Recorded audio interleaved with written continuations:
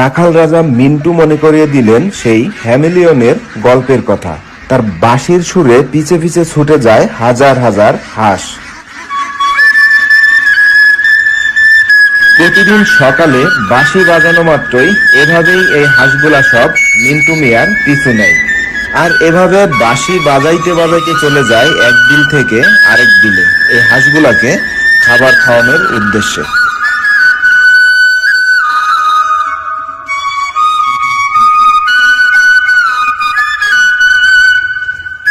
প্রতিদিন সকাল 8টা বাজলেই এভাবেই মিন্টু মিয়া তার হাঁসগুলাকে নিয়ে বেরিয়ে যান বিলের উদ্দেশ্যে।